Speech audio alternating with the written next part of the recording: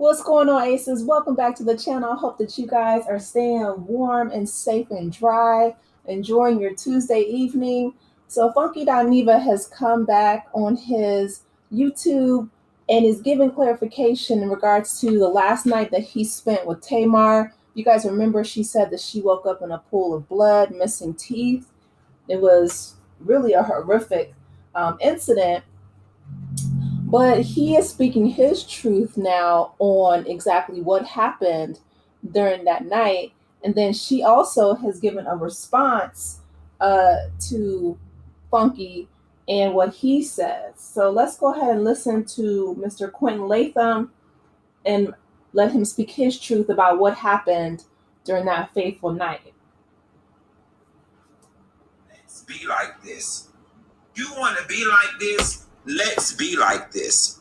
Part of the problem with this whole thing was, Tamar, is that I was never comfortable with the relationship that you and Mendices had in front of me. Okay? All of that, your short in your booty shorts, sitting on top of him meeting us up at restaurants every time we met up, I was very uncomfortable with it. And if we gonna tell it, let's tell it all. So since you were throwing a party for a friend's birthday party, do y'all want to know why I did not get out the car and go upstairs with Tamar when we got back to her house? Because after her and Mendices got through kissing in the back of that goddamn car, I figured they wanted to be up there privately.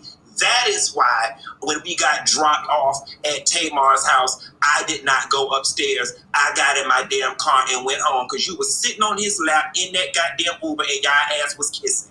Okay, and the shit made me damn uncomfortable. Okay, now if anybody know, since you want to be like this, let's be like this. Part of the problem with this whole thing was, Tamar, is that I was never comfortable. You know who happened and what happened to your damn teeth is Mendices and his best friend, because they was the ones who went upstairs with you. Now, I don't know whether they was fucking your ass from the back and ran your head through the headboard or what, okay? But if just a messy sissy who couldn't wait to get mad day to tell her business, keep the messy punks from around you, like. Okay, so that's Funky's truth, right? I wasn't there, but he says that the whole situation with Mendices from the alleged, PDA, her sitting on his lap, because you guys know the Mendices is married to Yandy. So her sitting on his lap, being really affectionate, and even if they were both single, I feel like there's a time and a place for everything, but the PDA between them made them really uncomfortable. He also said the reason why he wasn't there to, check up on her, or a lot of people were asking what happened when she said that she woke up in this pool of blood and she didn't know, you know, how she lost her teeth. And people were wondering, well, where was Funky since that was the last person we saw with her? He said that he left and he let Mendices and, his friend escort Tamar upstairs. And he said that was none of his business, none of his concern. What was going on after that, right? So this is Tamar's response, because Tamar has spoken out via social media as well. She's gotten her legal team involved. So on the right, she posted, "People like to trigger me, hoping for me to respond and crash out. That's the old me. I always feel the need to defend myself, but my lawyers will this time and every time instead. I'm tired, but I'm learning to take my Tamartian's advice. Use my voice to talk less and sing more. That's it. That's all. God bless. Thank you to my amazing attorney and team who don't lose." And she adds James Walker Jr. Esquire and Company. Now back to big business. Heartbreak Retrograde went #1 on my label. Kissy face emoji. Okay. So on the left, the official statement from the desk of James Walker Jr., the official statement of Tony, or not Tony Child, no, Tamar E. Braxton. It reads, "This summer I poured my heart into Heartbreak Retrograde, a project that included a 6-song EP and a short film. Seeing it reach #1 on iTunes R&B charts in the top 20 overall has meant the world to me and my team. Your support has been incredible. That's why it's been especially painful to watch a hurtful and completely untrue rumor spread online this week, accusing me of having an inappropriate relationship with my male co star. Let me be clear, this is a lie. It's sad that the moment you achieve something meaningful, some people choose to respond with gossip and sensationalism. These rumors don't just touch me, they touch our families, our kids, our loved ones, the people who never asked to be dragged into nonsense. I had hoped by now that we'd see better from those who claim to report responsibly and love our people. As for me, I'm letting my lawyers take it from here. I'm staying focused on what I love, creating, storytelling, and making music and films that matter. If you haven't heard Heartbreak Retrograde yet, I hope you'll give it a listen, and thank you for lifting us so high on the charts, Tamar Braxton. So Tamar has gotten her legal team involved, right? So she said that she's going to let her lawyer handle it.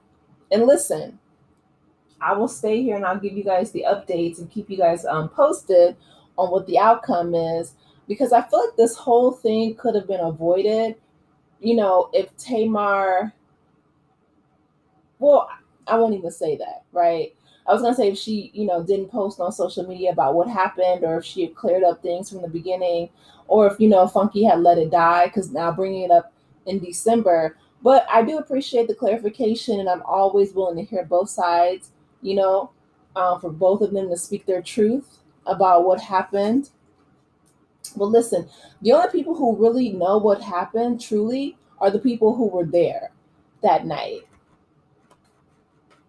I'll also say that I'm glad that, Tamar's work was recognized, that, Heartbreak Retrograde did so well on iTunes, and that she is focusing, like she said, the Tamartians told her to focus more so on her singing and less on, the mess. And I've been saying that for years, to be honest, because Tamar has a beautiful voice. You want to use that gift and that talent, because not everybody is, blessed with a voice like that.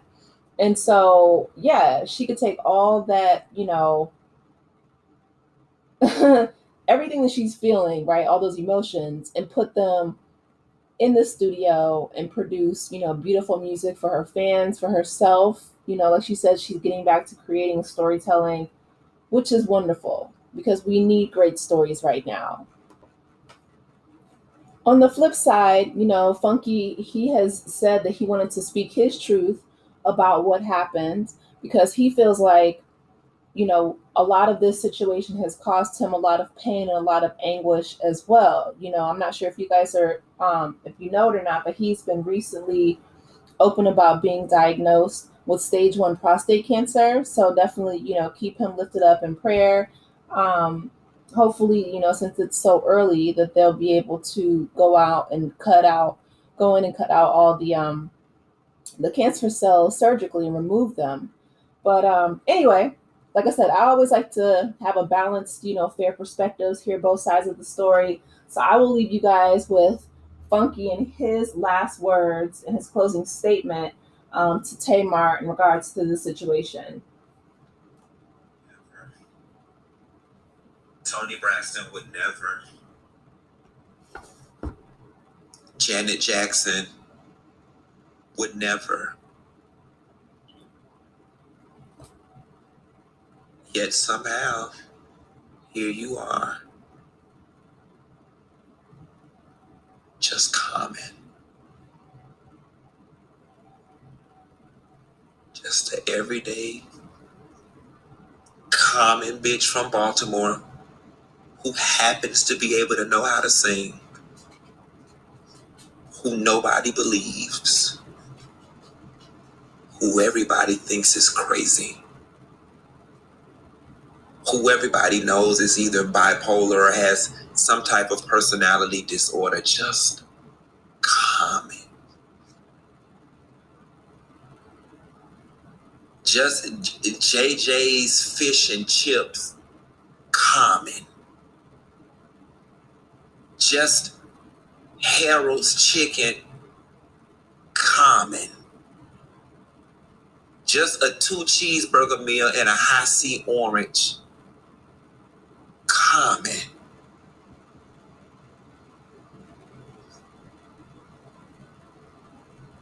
Your self-esteem and your self-worth has honestly got to be in the sewer for you to be this damn common.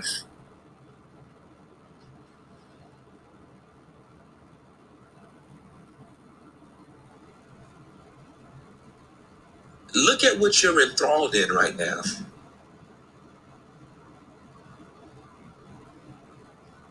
Supposed to be mega superstar, selling out stages. You into it with just little old me, just sitting in my very common house with my common cameras, with my common commentary, with my extra regular common self. And you right here with me.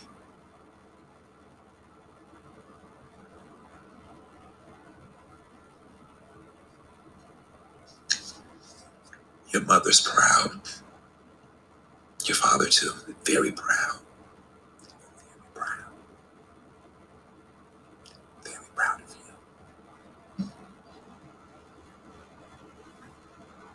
you. I hope your media spectacle was worth it.